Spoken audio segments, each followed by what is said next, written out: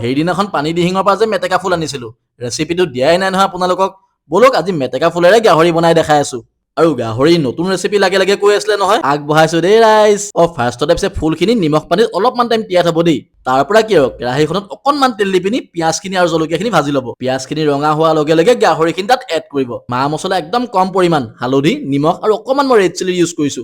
গোটা নহৰু আদাৰ পেষ্টখিনিও তাতে দিব। আলুটো কিন্তু একদম অপচনেল দেই, দিবও পাৰে নিদিবও পাৰে। আৰু মাংসখিনি হাফ ফ্ৰাই হোৱাৰ লগে লগে ফুলখিনি বাছি ল'ব। কিছুমানে পাতো দিয়ে, কিন্তু মই অকল ফুলখিনিহে ইউজ কৰিছো। আপোনালোকে নাই খোৱা চাগে ন মেটেকা ফুল দি গাহৰি? আৰু চিন্তা কৰিব নালাগে, মই খাই বৈ জীয়াই আছো। আৰু এইফালে গোন্ধ ওলোৱাৰ লগে লগে আৰু দুটা আহি উপস্থিত। অকলে ৰিস্কটো ল'বলৈ ভয় লাগে ন, সেইকাৰণে ইহঁতকো লগে ভাগে লৈ লওঁ। এইফালে কিন্তু গোন্ধত চালিয়ে ওলাইছে। আমাৰ কমলৰ ৰিয়েকশ্যন দেখি গম পাইছে চাগে।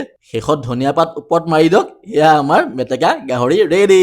জহা চাউলৰ ভাত, মেটেকা গাহৰি লগত পানী দিহিঙৰ মাছৰ আঞ্জা, আৰু কি লাগে ন? বাকী বনাই খাব কেতিয়াবা। আৰু গাহৰি মেইন দে ৰাইজ।